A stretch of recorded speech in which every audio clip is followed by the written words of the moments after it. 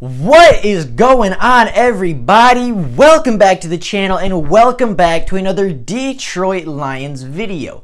Now, the Detroit Lions played their final game of the NFL season yesterday on Sunday as they fell to the Minnesota Vikings by a score of 37-35. It was a very exciting way to end the season. It was a very close game, very impactful, super close, back and forth game the entire time. It was a very fun game to end the season on, and unfortunately for the Lions, they were not able to pull out the victory, but it was still a very fun game, very exciting game to watch from our Detroit Lions. And as we do every single week after the Detroit Lions play a game, we're going to be going over the weekly recap, the Week 17 recap. We've done it 15 times before. What's one more to add to the pile? Today, we're going to be going over the Week 17 recap, kind of recapping the Lions versus the Vikings. But in addition to that, we're going to go over some season stats for players, go over, the season stats for rushing, receiving, and of course, passing from our quarterback. Kind of go over not only the weekly recap, but the season recap as well. Go over the final takeaways from the season and kind of the final thoughts, wrap this season up, and then move on to next year, move on to prospects,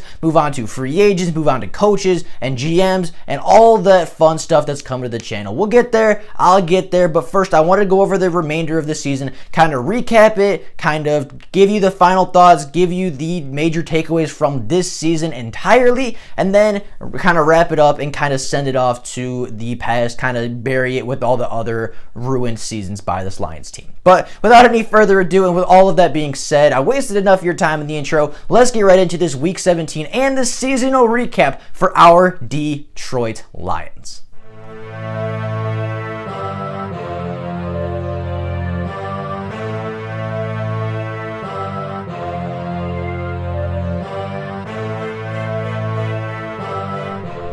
Now, starting with Matthew Stafford, in Week 17, he had a very good outing, a very good way to end the season from him. He went out against the Minnesota Vikings, went 20 for 31, 293 passing yards, 3 passing touchdowns, and 1 interception. Should have been 4 passing touchdowns because that was definitely a catch by Marvin Jones, but we will get to that catch in just a little bit. Now, on the season, Matt Stafford had a pretty successful and a very productive season through the air. Even when he was out, even with missing a little bit of time to injuries, obviously he finished the season with, I believe, 3 different injuries that he ended up playing through. He did pass for 4,084 passing yards on the season. He did pass for 26 touchdowns on the season while only passing for 10 interceptions. He only threw 10 interceptions. Some of those I don't necessarily hold against him super highly. Some of those I'm not super upset about. Some of those were poor interceptions. Some of those were, great plays by the defenders. Some of them were just unlucky bounces and unlucky tips. You could kind of go either way.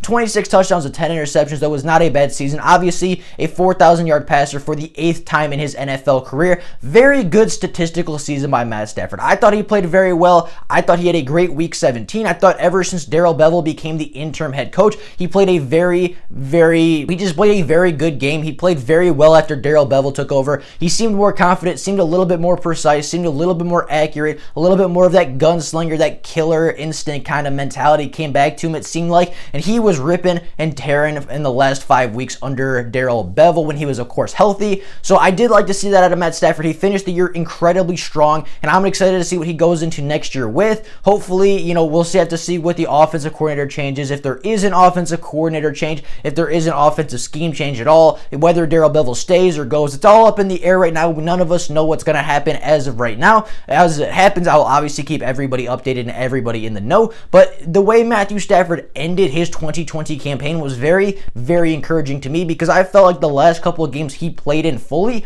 he was very, very good. I mean, he was very good in Chicago. He was very good versus Tennessee. He was very good versus Minnesota. He was very good versus Green Bay. But, I thought he finished the season incredibly strongly. And, of course, if you have a 4,000-yard passer, 26 touchdowns to 10 interceptions, that's a pretty solid season by your starting quarterback, especially considering he missed a decent amount of time to injury. Now, moving on to the rushing attack from yesterday's game, Adrian Peterson led led all running backs yesterday with 7 carries for 63 yards and a touchdown. He finishes the season as the Detroit Lions leading rusher with 604 rushing yards with 7 rushing touchdowns. Very solid season by Adrian Peterson. I believe averaged 3.9 yards a carry throughout the entirety of the season. Not necessarily his greatest performance, obviously not his greatest season as an NFL rusher, but I thought he was very productive. I thought he was a good kind of change of pace back to Deandre Swift. He kind of got a little more playing time that I'd like to see. I would have liked Deandre Swift to take over a little bit sooner, and I think even Adrian Peterson agreed with that. Adrian Peterson said, he should have got the starting role 2 or 3 weeks before he actually did. But for what Adrian Peterson's role was throughout the entirety of the season, 604 yards and 7 touchdowns is a very good, it's a very good bargain and a very good result and very good production for a player that we brought in a 1-year deal, a player that, wasn't super expensive, a guy that wasn't necessarily a premier pickup in free agency. It's for him to be your leading rusher and for him to give you 604 rushing yards and 7 touchdowns on the season is a pretty solid outcome from Adrian Peterson. Now, Deandre Swift also had quite a big impact on the game. He had 12 carries for 53 yards and a touchdown as well. On the season, he finished as the Detroit Lions' second rusher on the team with 521 yards and 8 touchdowns. However, he did have many less attempts than Adrian Peterson. I believe Deandre Swift averaged 4.3 yards per carry. I could be off on that. I know it was over 4 yards a carry. I know he did very good. He was, technically more efficient than Adrian Peterson on a per touch basis, but both of them were very solid for us. Obviously Deandre Swift missed a little bit of time. If he didn't miss those 3 games, he likely would have been the Detroit Lions leading rusher for yards. He was the Detroit Lions leading rusher in rushing touchdowns with 8 on the season. I mean, for a second round rookie that wasn't even really utilized correctly for 90% of our games, 521 rushing yards and 8 rushing touchdowns is not a bad season by our rookie running back. And of course, he contributed much more than that in the rushing or in the receiving attack as well. Now, as I thought they were a solid 1-2 punch. I thought Adrian Peterson and Deandre Swift were a very solid 1-2 combination at running back. Carrion Johnson was a very good pass protector this year. However, he didn't really get a lot of statistical value. He did have 181 rushing yards and 2 rushing touchdowns. So, I mean, he contributed a bit to the team, had quite a bit of receiving success as well when he was targeted, when he got his opportunity. I thought KJ did a very good job this season, being a, kind of a quieter player on the roster, but still having a monumental impact on the team as far as pass protection and keeping Stafford upright in the pocket. I thought Carrion Johnson did a very good job for the role he was asked to do. I thought Adrian Peterson did a very good job in the role he was asked to do. And of course, I thought Deandre Swift was a very good running back all around, and I thought he exceeded everyone's expectations with his play this season. Now, getting on to the receiving attack, getting on to the wide receivers this season, Marvin Jones Jr., the current free agent, he did say he was going to test free agency. Unfortunately, he had a phenomenal day in week 17. I mean, he finished the season about as strong as you can finish. 8 receptions, 180 receiving yards, and 2 receiving touchdowns. He should have had a 3rd receiving touchdown. I mean, he had a phenomenal catch. Stafford had a phenomenal throw. I mean, it just barely skipped over the defender's fingers. Marvin Jones made a phenomenal catch in the end zone. They said he didn't catch it. They said he, didn't quite get his, they said he didn't control it all the way to the ground. The ball didn't touch the ground at all. So the ruling there was very, very strange. But I mean, what else is new in Detroit, right? The refs hate us. It's fine. It is what it is. It didn't count. The Lions, maybe that play turns the tide. Maybe that play gives the Lions enough time to go back down the field. Maybe that gives the Lions enough time to maybe go and score another point, maybe go score another field goal and, win the football game. But at the end of the day, the refs are going to do referee things, and they did rob Marvin Jones of his 10th touchdown on the season. Marvin Jones finished the NFL season as the Detroit Lions leading receiver with 76 receptions, 978 yards, and 9 receiving touchdowns, all of which led the team in 2020. Now, Quintez Cephas had not a great day, but he had a very good day through the air as well. He had 2 receptions for 51 yards and a touchdown. I thought he had a very promising rookie season. Obviously struggled with some drops, struggled with some things on the field, but I did think he showed a lot of flash, and I did think he showed a lot of potential. And the fact that he is the only wide receiver under contract for next season is a big thing for me. Obviously, we don't have a lot of wide receivers under contract, but if you're going to have one of them, Quintez Cephas is a young guy that showed a lot of promise last year, and I am very excited to see what he can do, how much he can grow in the offseason, and how much better he can come back as next year. He had a pretty solid rookie season, nothing crazy statistically, but I did think he made a decent amount of plays when he was asked to do so.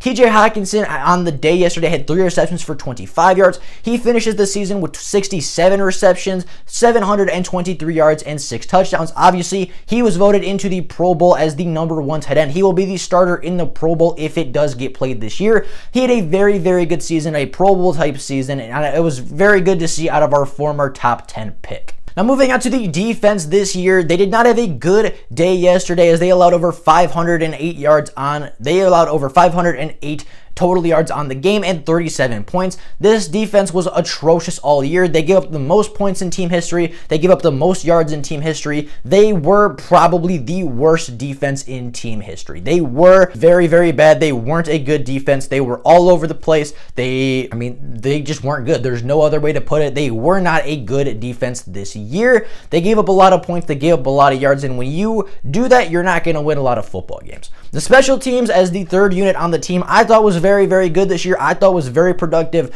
Obviously, Fox was voted in the Pro Bowl. Jamal Agnew took back one punt return to the house. Almost had a kickoff return yesterday versus the Minnesota Vikings. Had several very big returns for the Detroit Lions this year and was a good player to help flip field position. And I did notice that his fumbling issues not entirely went away because he had one fumble in the Minnesota game, but for the most part, his fumbling issues did subside, and he was able to hold on to the ball and was able to protect it much better this season than in seasons past, which is a good growth, good thing to see out of our young returner. You know, the coverage was very good all year from our coverage units. Our gunners, our people on kickoffs were very good at getting down and stopping players before they could really get any momentum or any steam going. You know, the only real downside to the special teams this year was Matt Prater was a little inconsistent on some of the shorter field goals, on some of the extra points. He was a little inconsistent. However, when you asked him to make a clutch kick, when you asked him to make a 50-plus yard bomb, he was going to hit it 90% of the time. I mean, I trust Matt Prater. I think he's a great kicker. I think this year might have just been a down year. I think he might have just had a rough year. You know, obviously still had a lot of really big 50-yarders. Still, I believe now holds the record for the most 50-plus yard field goals ever kicked in a career. I mean, he is a good kicker still. He hit from very far distance over and over and over again. So I'm not super concerned about his ability to kick field goals or anything. I'm not super concerned about his ability to hit extra points. I know he can do it. He struggled a little bit with inconsistency this season, but so did everybody else. So if I'm not going to hold it against everybody, I can't hold it against Matt Prater. Now, moving on to the major takeaways of the season, we kind of went over all the stats, kind of went over all the major stats. You know, going into the major takeaways of the season, I think the word to describe this season would be disappointing. I, as a Lions fan, went into this year with a lot of confidence. I went into this year thinking this could be the year. You know, third year head coach, that's the year generally they turn it around. You know, decent acquisitions on defense, coming off a good offensive season. You know, looking at it in hindsight, obviously that was not the case. However, going into the season, I know a lot of Lions fans were confident. A lot of Lions fans were thinking, well, the offense was good last year. The defense got decent improvements. They got real good players on the defensive side. You know, Matt Patricia, third year, you know, thinks you can figure stuff out in the third year. Generally, that's when coaches take a huge third step. You know, I was one of those people. I know a lot of Lions fans were on that train, and that didn't end up happening. Obviously, we ended up going 5-11. We ended up, you know, having some incredibly low lows, including giving up the most points and the most yardage in franchise history. And even our highest moments of the season weren't very good. Our best win was probably against Jacksonville, who holds the number one, seed, or holds the number one draft pick in the NFL draft. Like, we won against Jacksonville. We beat Arizona because Kyler Murray had a bad day, and they didn't even end up being a good playoff team. They didn't even end up making the playoffs at all. You know, we beat the Chicago Bears, who were on a 6-game losing streak at the time, who, were struggling to find their quarterback, struggling to find an identity. It was a solid comeback win, but the Bears weren't that good this season, and I know they just made the playoffs at 8-8, but, they truly weren't that good. I don't think they're going to do anything in the playoffs. I don't think they're that good of a football team. That win wasn't super impressive to me. You then have the Atlanta game where, we won with a great comeback by Matt Stafford, but we had to get lucky for that comeback to even have a chance to begin. You move on to the Washington football team. We won that game for sure, but we had to rely on Matt Prater for a 59-yard field goal after our defense gave up 20-something uncontested points to the Washington football team, who's not a very good defense, or not a very good offense, excuse me. And it's just, the wins weren't super impressive to me this season, but the losses were extremely, extremely disappointing. We had a lot of really low lows, and even our highs were at best average victories. Obviously 5-11 team didn't have that many victories, didn't have that many good things to talk about as the season closes and as the season recaps. But I just thought it was a very disappointing season. And the worst part is that I saw the flashes. I saw what this team could be. I saw Matt Stafford have a 400+ yard passing game. I saw this offense put up 30, 35 points, 37 points at times during the season. I saw our defense play very good and have good defensive performances this season, but it was too inconsistent. It was not good enough for this team. And when one group was doing well, the other group tended to have a downfall. They tended to have a bad day. It was weird. It would be like the offense has a good day and then the defense has a good day the next week, but the offense is down, and then the offense picks it back up, but the defensive performance drops again. Like every single week, there was a different problem to look at, and every single week, it seemed like we were going to fix one of those problems, and then the next week the other problem arose while the other one decreased. Like, it was a disappointing season. It was not a good season by our Detroit Lions, to say the least, but there were some positives to come out of it, and there are some positives moving forward. Now, looking at the Detroit Lions draft position, the Detroit Lions currently, with their record and with everything being settled with the bottom 20 teams in the NFL draft, the Detroit Lions currently hold the number 7, the number 39, the number 71, the number 108, and the number 147th draft pick in the NFL draft. They only have 5 picks because of the Everson Griffin trade. They could always trade down to get more value, to get more compensation, and get more capital for this draft. However, as it sits right now, the Lions have 5 picks in 7, 39, 71, 108, and 147 in this upcoming draft. Now, the Detroit Lions, sitting at number 7, are in a very prime position to get a top quality player. They're in a position to get Micah Parsons, Chase Young. They're in a position to get either Micah Parsons, Jamar Chase, Penny Sewell, you got Gregory Rousseau, you got Zach Wilson out of BYU. You're in a very good position as the Detroit Lions to add a true playmaker and a guy that can be your franchise player for a decade or so. And the Detroit Lions might trade down, but where they sit right now at the number 7 overall pick, they are in a very good spot to get a true franchise-changing player. And, hopefully they don't miss. Hopefully our next GM can be good at drafting. Hopefully our next GM can get the things right that we need to get right. However, as we sit right now, we are in a very good position to get a franchise-changing player, and assuming we don't trade down, we're going to get at least one of those 5 guys. Like, it's going to happen. Mathematically, we have to, because Lawrence and Fields are probably going to go 1 and 2. That leaves 5 picks between us and, the number 3 overall pick. One of those 5 players has to be there, and I would take any of those 5 players in the top 7. Moving on to kind of the final thoughts, wrapping up the season. Again, I just thought this season was very disappointing for the Detroit Lions. Statistically, they weren't anything special anywhere on the field. Statistically, they were the worst defense not in football, but they were the worst defense in franchise history. They were the worst scoring defense in the NFL. They were right up there with yards. They were, down there. They were right at the bottom as far as yardage. I think they were 2nd or 3rd to last. This team was not good this season. This team showed flashes of being good, but this team was not a good football team. This team was inconsistent. They had poor coaching. They had poor play calling. The players did not live up to the standard that I and many other Lions fans had for them before the season began. And overall, it wasn't a great season. Overall, it was disappointing. However, I do still have confidence for next season. I do think with a couple key signings, a couple key drafted players, and the right coach and the right coaching staff, I do believe that this team can be successful next year. I do believe that they are not that far away. As I said, the Bears made the playoffs this season, and I did not think that they were the better team. I think we're the better football team than the Chicago Bears. However, the Chicago Bears won the games they were supposed to win, and the Chicago Bears didn't blow a ton of 4th quarter leads like the Detroit Lions did. Now, looking as far as the future, the Detroit Lions right now, as far as team needs going into the offseason, for me, it's wide receiver at number 1, linebacker at number 2, pass rushers, of course, anything in the front 7 really on that defensive side of the ball. Then you have safety, quarterback, and a guard if you can maybe find another guard to put alongside Jonah Jackson and Frank Ragnow. I think those are the top 6 positions the Lions need to look at going into this free agency and going into this draft. I think all of these are attainable. However, without the right head coach, it's not going to amount to anything. The Lions can get all the talent in the world, but until they find their right head coach, they're never going to be able to truly be successful in this league. Now, with all that being said, that is like got for you guys today. Again, I wanted to recap week 17, recap the entire season, go over the final takeaways, kind of wrap this season up. Tomorrow, we'll be moving on to bigger and better things. Tomorrow, we'll be looking at the future. Throughout the next couple of weeks, we'll be looking at prospects. We'll be looking at the playoffs. We'll be looking at, potential free agents. We'll be looking at coaches. It'll be fun. It'll be different. We'll have a lot of exciting stuff on the channel for you guys. But, with all that being said, that is all I got for you guys today. Hope you guys enjoyed the video. Have an absolutely fantastic rest of your day. If you are new to the channel, please consider liking the videos and subscribing to the channel. It takes 2 seconds out of your day, and it helps the channel out more than you could know. But with all that being said, that's all I got for you guys today. Hope you guys enjoyed the video, and I will see you all tomorrow with more Lions content. Thank you all so much for watching. Bye, guys.